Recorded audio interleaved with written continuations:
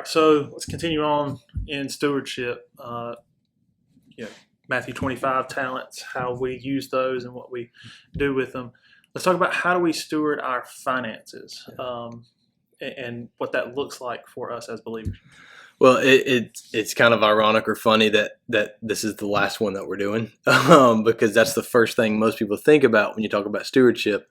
Is you hear the word steward and you hear a preacher say it, you think, he's going to ask for money, right? And but our finances are so crucial to our life. I mean, that's our vitality as people living in the 21st century. We're dependent on money, and God. God gives us that and expects us to steward it. So there's a couple of just biblical principles that I want to talk about a little bit on that idea. Number one, I just mentioned God gives it to us. The Psalms tell us that He owns the cattle on 1,000 hills. And I love that idea. I just, when I try to visualize not 1,000 cattle, but the cattle on 1,000 hills, our mind can't, our vision and sight, we can see a couple of hills at one time. Yeah. We couldn't even fathom what that, and I think that's the psalmist's point. God owns it all, right? He owns everything, and He doesn't need anything. Right. He's not dependent. Sometimes people think, well, if I don't tithe to the church, God's going to starve to death. That's the dumbest thing I've ever heard of. He created the heavens and the earth. He hung the stars in the skies. He doesn't need your dollar. Right. You think that you've done God a favor because you dropped a 50 in the offering plate, or you dropped a Benjamin, right? And you want everybody to know about that. And God owes you now. God don't owe you anything. Like, He's God. And sometimes we forget that idea that He's God. And it's actually the reverse of that. We are completely dependent upon Him in all ways. Absolutely. And so somebody would say, okay, well, preacher, I'm the guy that went to work 50, 60 hours this week. I'm the guy that drew the paycheck. God's given you the strength to get out of the bed. Right. I mean, you could be stuck in your bed, as some people your age probably are, sadly. You could be, you could have a physical weakness not to be able to perform your job to whatever ability you're doing, okay? Or intellectual weakness and not be able to perform that way. There are so many ways that at any second, God could speak. Right. God could snap. God could think it. And you be completely rendered useless to your vocation and not able to earn any sort of income to provide for yourself. And so 100% you have that job and you have that finance because God gave it to you. And that's when we talk about stewardship of finances, that is the number one top of the line principle. God owns it all. Now, because God owns it all, God's given me every single red cent of my paycheck. He's given to me, and I'm totally dependent on Him for that. We get now the opportunity to use it as He wants us to use it and use it for His glory. So we talk about stewardship. We read Matthew 25 earlier with the parable of the talents. One guy got 5, he made 10. One guy got 2, he made 4. One guy got 1, he buried it, and the master was very displeased with him burying that 1 talent. We don't want to bury our talents. We want to use our talents. And the principle that's laid out there is clearly an investment idea where you're using it and then you're doubling that initial amount that you had. And so we've got various ways that we do that. We talk about stewardship. Our minds often think of the word that I've yet to use and I'm now going to drop out there, but tithe. Yeah. I believe in tithing. Mm-hmm. I believe it's a biblical principle. Now, the New Testament's not quite as clear on the word tithe. Tithe is actually a Hebrew word from the Old Testament, which means a tenth, and they would give a tenth, and it was the first tenth of whatever they had. So whatever, dollar bills wasn't the currency. Might have been cattle, might have been sheep, whatever it was. We give a 10% of the first 10% of that income, that harvest. And so they would give that. In the New Testament, you don't necessarily see that first 10%, but you see what we call sacrificial giving. And so because we don't believe in just the New Testament, we also look to the Old Testament for instruction and edification. A biblical principle of giving would say, the way I interpret this is 10% is a really good starting point. Yeah. Right? So if yes, you should give. And I think if you're trying to figure out how much to give, 10% is a great place to start. So I'm going to interject a little question here. 10% of gross or 10% of net? And if you have to ask the question, I've heard it said like you're trying to find a couple percent here. And some people say, well, my gross is net or my net is gross. Like it's no. So I'm a gross guy, right? Yeah. So I'm thinking, the difference between your gross and your net is whatever you've given to Uncle Sam. Right. That's the difference. That's right. Basically, right? Maybe there's some insurance payments, stuff like that in there too. I get, but the difference between your gross and your net for most folks typically is whatever they've given to good old Uncle Sam, and he gets his part. And I understand. I know you're looking for loopholes there and trying to give less and less to him too. I understand that. But that is a payment that you're having to make. Yep. Okay, and that is your money. That gross is your money that you are now paying off of to the government for your taxes. You don't get to say, well, that's not part of because I didn't see it. Right. Well, I don't see in online giving. I don't see hardly any dollars anymore. It's all out in the clouds somewhere, right. And I'm paying it online and things like that. Yeah, and you're right, man. If you're asking that question, you're trying to dodge, $20 a month or something, and you're tithing and you're giving, your heart is way out of whack already. And so the 10% being a starting point is, and if you're trying to figure out how to reduce that, the idea there is there's no clear delineation in New Testament. We have a number in the Old Testament, but the idea is we give from the heart. We give out of generosity. We give from the heart. We give with a cheerful heart. Yep. Paul says in the New Testament. And I say 10% is a great starting point, and it is a good starting point. If you've never tithed and you started at 5%, I would honestly as a pastor, the fact that you began giving would bless my heart. Yeah. And I think I would personally trust the Spirit of God to work in you, and at some point you'll be given 10%. Yeah. And so we're not going to get pharisaical and legalistic about that number, because the whole New Testament idea is what's in the heart when you give. Now, I would say on the other end of that, there are some that give 10% and it doesn't faze them one bit. I mean, 10% for you is chump change, right?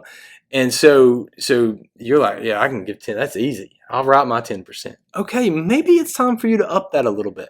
Yeah. Like if you can look at that and say, well, that's no big deal, you're missing the sacrifice point of the giving. And maybe God's gifted you in a way to bless your church in ways that other people can't currently. Absolutely, man. God might be, God might be planning to use you in some pretty remarkable ways. Man, look at giving, 15%, 20%. There are people, there are some well-known Christians, some popular preachers that, have 20,000 members in the church and things like that, they draw six figures. Sometimes they write books, maybe seven figures. Often I've heard numerous I can name a couple, I'm not going to, but I can name a couple different preachers I've heard through the years say, or it come out that they actually tithe about 90% and they live on 10%. And so God's blessed them with a remarkable world-renowned ministry. Everybody wants to read their books and buy their books, and they get all kinds of bukus of money off of that. They're not necessarily living an extravagant lifestyle, flying around on their personal airplanes. They're giving that back to a ministry, back to their church, whatever the case is, and they're living on the smaller percent. That may be somebody watching this. Yeah. I hope that it is. I hope that's the situation in somebody in our church. I'd love that. Personally, so the other side of that is those that would say, well, I can't afford 10%? My answer to that has always been, I can't afford not to give 10%. Yeah. I've personally lived on government assistance. I know what that is. I've lived paycheck to paycheck. I know what that looks like. I've fed a family paycheck to paycheck. I know what that is. I would say I can't afford not to give to the Lord. That's why in the Old Testament it was the first 10%. You give that, and then you steward the other 90% for your family Sure. to do whatever you need to do with. I would say that if that's you need to trust the Lord with your giving. To say I can't afford to give is to say I don't trust God to meet my needs if I give this money away. Right. I mean, that's essentially the way I would understand that act. So you would encourage us to give a first fruits of our 10% or whatever, if that's our starting point or whatever. You would encourage us to do that first. Yeah. Pay your bills after that. Yeah. And trust that. So I would say it's a little bit easier if you can budget. Yeah. Some people don't believe in budgeting. Some people don't need to budget. You got the funds not to do that. It's fine. So whatever. stewarding our finances, you got to. It's the idea of managing, right? There's some big benefits there. It's the management idea. I would say, if you have a set income, if you're on a salary, right? Overtime doesn't really play into it. Things like that. It's a set salary. Just do the math. Yeah. Take the salary, the gross salary, do the math. Here's 10% of that, and figure out, give that 10%, and now here's the other 90. How do we live on this? Yeah. So that was actually going to be my next question. So we talked about tithing and stewarding our finances. Let's talk about stewarding our finances beyond tithing. So we have the other 90%, presumably, or less. Yeah. But how do we do that well? I think about Matthew 6, the Sermon on the Mount. Jesus is talking about storing up your treasures. Don't store up your treasures in barns here on earth. And that's what we do sometimes. Sometimes we just build bank accounts and so we can live some luxurious lifestyle when we retire, or whatever the case may be. There's a fine line between being responsible and having a savings account and hoarding. Right. And when you cross in, and that's different for every one of us, but when you cross into hoarding, what God's blessing you with, you're really walking that line. I think it's Psalm 67. The psalmist says, "Bless us so that we can bless others," and that's the prayer to the Lord. God bless me, but not necessarily for my sake, so that I can in turn be a blessing to others. Psalm 67, maybe Psalm 69, but God's blessed me, and we got to see that. And so the 90%. Number one, don't store it up. Number two, don't blow it all. Yeah. If you are living on 150%, which means you're living in credit and debt, it's going to be hard to tithe. That's not God's fault. Yeah. That's your fault. Yeah. Right. So to be really smart about how you get into debt, how you spend your money, how you manage it. Like, think through what is need, what is necessity, then what is want. I'm a human, man. It's hard. I get it, right? Brand new iPhone 11 pops out. I want one, right? Yeah. I get it. Doesn't mean I have to have it. Okay. So just thinking through some of those ideas. I would say, if you're doing really well with managing the 90%, maybe you can live, again, back to this idea, maybe you can live on 80% or 85%. I would challenge you, if you've been given 10% for 20 years now, maybe it's time you start looking and start small.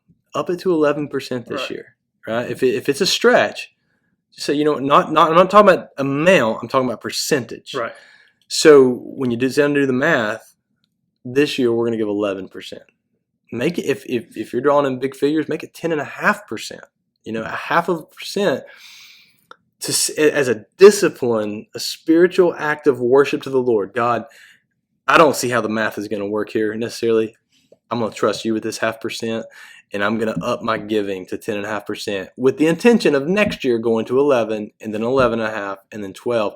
And God, I want you to grow me in my faith as I do this, because I trust that you do in fact own the cattle on 1,000 hills, and I trust that you do in fact care for the birds of the air, Matthew 6. And I know that you're going to, if I am faithful with my finances and I'm using it for your glory, you are in turn going to meet my needs. And again, going back to the not doing this begrudgingly, like doing this with a cheerful heart. Like I desire to serve the Lord in this. This is make it worship. Make it an act of worship. Which I'll just tell you, man, it's really hard to do in today's age of online giving. It's hard to sit down at the computer and click a button and that be worshipful. You know, there was something about sometimes when we'd pass the plate and you drop it in and you're physically letting go of it. Some people find that act, you know, and there was the offertory and there was the time to think through the giving as everybody else was giving. There's so much involved in that. It's more than just tradition. I give online. I like online giving. I pay most of my bills online. I like online. I'm a convenience guy. And see, I'm old school. We still write the check because it's an act of worship. And that's how we view it. And I like that, and I respect that. You know, I get that. I'm a convenience. I love whatever. If it's convenient, count me in. If it saves me 5 minutes of my life, count me in, right? But you're just stewarding your time well. I'm stewarding my time well. That's it, man. But I see like that act of worship, and so I would say if you are giving online, be conscious about what you're doing. Talk to your spouse about that. You know, sometimes it's easy for one person to pay all the bills and not bring the other one in. They don't even know they're tithing. Right. You know, so have that conversation. Pray through what you're giving, and just steward your finances well. Okay, so to steward our finances well, it would be have a budget in some cases, maybe not in others, but manage our finances, and then at a starting point, 10% of what God is giving us. All right. I think that's fair. Perfect. Yeah, I think give back to Him and trust Him. Awesome. Thank you. Yeah, appreciate it.